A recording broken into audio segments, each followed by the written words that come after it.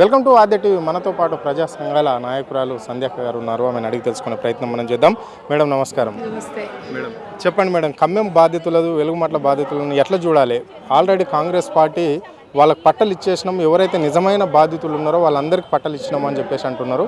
ఈ రోజేమో ఇందిరా పార్క్ దగ్గర భారీ ఎత్తున వాళ్ళు ఆందోళన చేస్తున్నారు. దీని వెనక ఏం జరుగుతుంది, దీని వెనక ఏం కుట్ర ఉంది, ఎవరు చేయిస్తున్నారు ఇదంతా? ఎవరు చేయించట్లేదండి, వాళ్ళ బాధతో వాళ్ళు వచ్చారు. మీరు ఒకటి ఆలోచించండి, ఒక పేదవాడు ఇల్లు కట్టుకోవడానికి ఒక చిన్న 4 గోడలు వేసుకుని ఒక షెడ్ వేసుకోవడానికి, లేదా ఒక 4 గోడలు వేసుకుని ఒక రేకులతో కప్పుకోవడానికి చాలా కష్టపడతారు. వాళ్ళు పేదవాళ్ళు, రెక్కాడితే తప్ప డొక్కాడని పేదలు. వాళ్ళు చక్కగా కాంక్రీట్తో ఇల్లు కట్టుకున్నారు. చాలామంది మంచి ఇళ్ళే కట్టుకున్నారు.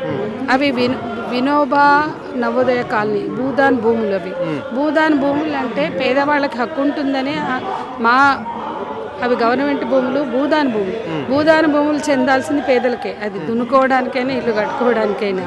కాబట్టి మాకు హక్కు ఉంది అని భావించి మమ్మల్ని ఎవరు తీసేయరన్న ధైర్యంతో వాళ్ళు మంచి కాంక్రీట్ ఇళ్ళు కట్టుకున్నారు, చక్కగా కట్టుకున్నారు. అలాంటి లక్షల రూపాయలు ఖర్చు పెట్టి కట్టుకున్న ఇళ్ళు అవి.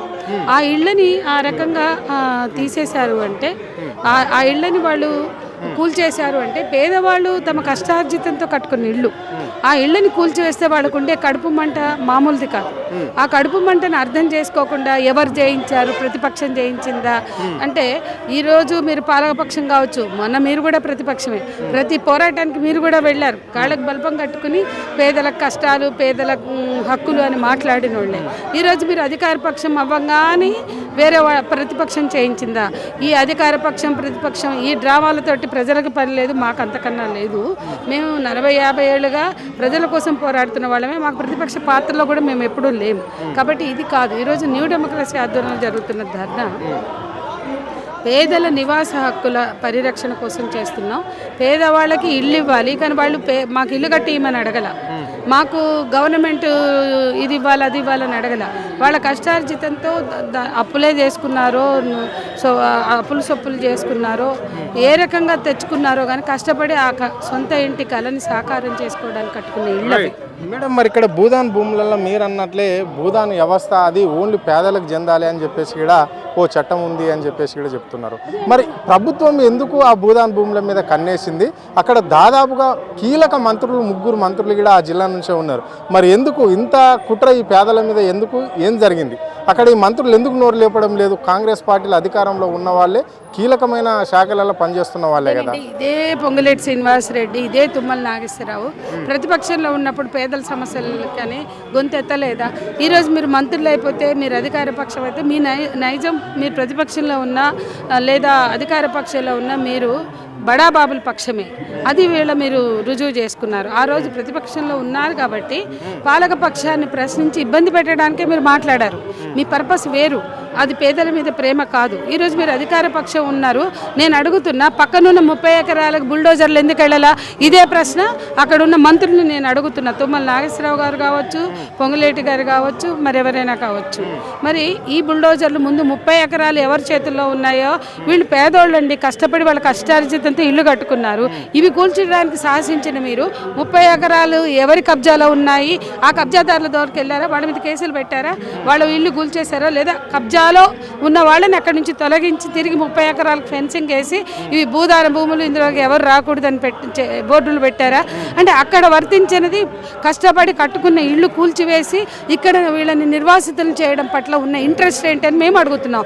వీళ్ళు ప్రజలు ఆరోపిస్తుంది ఏంటంటే, ఆ 30 ఎకరాలు ఎవరి చేతుల్లో ఉన్నాయో ఈ 32 ఎకరాలు కూడా వాళ్ళకు కట్టబెట్టడానికి మొత్తం 62 ఎకరాలు ప్రభుత్వం ప్రకటించాలి. 62 ఎకరాలు మీ కబ్జాదారుల కోసమా, లేకపోతే మీ దృష్టిలో ఏముంది?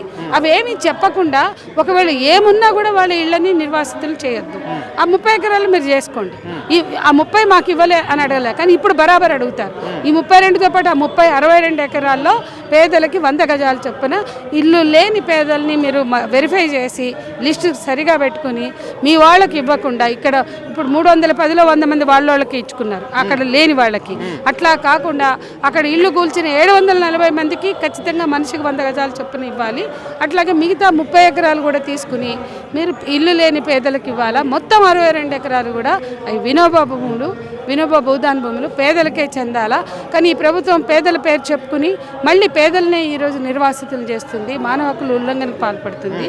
ఒకప్పుడు తెలంగాణ మేము న్యూ డెమోక్రసీలో పార్టీలో 40-50 ఏళ్ళ నుంచి పనిచేస్తున్నాం. ఏ ఊరు వెళ్ళినా మాకు కనపడేది ఇందిరమ్మ ఇళ్ళే. అటువంటి ఇందిరమ్మ ఇళ్ళు ఇచ్చి సంక్షేమం ఎంతో కొంత పేదల కళని పేదల గూడు అనే కళని నెరవేర్చిన ఈ కాంగ్రెస్ ప్రభుత్వం ఇప్పుడు అది కూడా చెల్లాచెదురు చేస్తుంది, అల్ల కల్లోలం చేస్తుంది. గరీబీ హటావు అని వాళ్ళంటే గరీబోకు హటావు అని వీళ్ళు అంటున్నారు.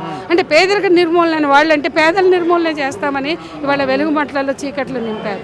ఖచ్చితంగా పేదల జీవితాల్లో వెలుగు నింపవలసిన పాలకులు, ప్రభుత్వము వాళ్ళ సంక్షేమం వాళ్ళు చేసుకుంటుంటే వీళ్ళు పోయి దూరి మీ సంక్షేమం మీకు లేదు, మీ బతుకు మీరు జీవించడానికి వీలు లేదు, ఏడన్నా చావండి అని మాట్లాడుతున్నారు. లేదంటే మేము ఇచ్చిన 2 బెడ్రూమ్ల ఇళ్లలో ఉండమంటున్నారు.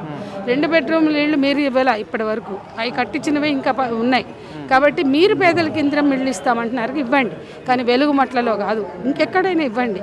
ఈ వెలుగుమట్లలో ఉన్న 740 పేదలను మేము అంటలా, ఇంకా పేదలు దునియాలో ఉన్నారు, వాళ్ళకి మీరు ఇవ్వండి. ఇందిరమ్మ ఇళ్ళు ఇస్తారో ఏ ఇళ్ళు ఇస్తారో, కానీ వాళ్ళ ఇళ్ళు కూల్చేసే హక్కు మీకు లేదు. Okay, right. చివరిగా చెప్పండి మేడం, ఇక్కడ ఆల్రెడీ 350 మందికి మేము పట్టాలు ఇచ్చేసినాం, నిజమైన బాధితులను గుర్తించి మేము ఇచ్చేసాం, వీళ్ళంతా ఫేక్ అని చెప్పేసి కూడా కాంగ్రెస్ పార్టీ కరాఖండిగా చెప్పడం జరిగింది. ఇప్పుడు ఎంతమంది ఉన్నారు ఆ బాధితులు? 5 ఎకరాల్లో 210 అసలైన బాధితులకు ఇచ్చారు. మిగతా 100 మంది ఫేక్ బాధితులు. మిగతా భూమి మాత్రం మీ చేతుల్లో పెట్టుకుంటున్నారు. ఖచ్చితంగా అక్కడ పేదలని ఘోషపెట్టి మిగతా భూమిని మీ చేతుల్లో పెట్టుకోవడానికి చేస్తున్న కుట్ర అని అందరికీ అర్థమవుతుంది. కాబట్టి మీరు జిల్లా మంత్రులు జిల్లా ప్రజల పక్షం వహించాలి, జిల్లా పేదల పక్షం వహించాలా. కానీ పేదల్ని నిర్వాసితులు చేసి విధ్వంసానికి పాల్పడి వాళ్ళ రేవంత్ ప్రభుత్వమే పేదల విధ్వంసానికి పాల్పడుతుంది. మొత్తం మూసి తీసుకోండి, 55 ఎకరాల మూసి తీరంలో నైట్ లైఫ్ అట, నైట్ ఎకానమీలట, అమ్యూజ్మెంట్ పార్కులట, పబ్బులట, మాల్స్ అట, షాపింగ్ మాల్స్ అట, తినటానికి దిక్కు లేదంటే మూసి ఒడ్డున ప్రజల్ని వెళ్ళగొట్టేసి, అంటే ప్రజలు మూసీలోనే బతకాలా, మురికిలోనే బతకాలంటే మూసి మురికిలో షాపింగ్ మాల్స్ పెడతారా, మూసి మురికిలో అమ్యూజ్మెంట్ పార్కులు పెడతారా? కానీ ఇవాళ మూసి ప్రక్షాళన చేస్తామంటున్నారు, బరాబర్ చేయండి. అక్కడ మహిళలు ఏమడుగుతున్నారు తెలుసా? మూసి మురికి ఉన్నప్పుడు మేము ఉండాలా, మూసి మురికి ప్రక్షాళన చేసినాక వాళ్ళు మాల్స్ కట్టుకుని బడాబాబులకి పెద్ద పెద్ద కట్టడాలకి ఇస్తారా? మేమెందుకు ఉండొద్దు? మూసి ప్రక్షాళన జరిగినాక 80 ఏళ్ళ నుంచి మేమే కదా ఉన్నది, మేమెందుకు ఉండొద్దు అన్న దానికి జవాబు చెప్పాలి ప్రభుత్వం. వెలుగుమట్లలో మేమెందుకు కష్టార్జిత కట్టుకునే ఇళ్లలో మేమెందుకు ఉండొద్దు అన్న మహిళల ప్రశ్నలకి జవాబు చెప్పాలా. కాబట్టి మూసి తీరాన కూల్చే 10,000 ఇళ్లే కావచ్చు, బాపు సరోవర్ ప్రాజెక్టులో బాపు ఘాట్లో కూల్చే ఇళ్లే కావచ్చు, లగచర్లలో అభివృద్ధి పేరుతో కూల్చే ఇళ్ళు కావచ్చు, ఈ ఇళ్ళ కూల్చే హక్కు మీకు లేదు.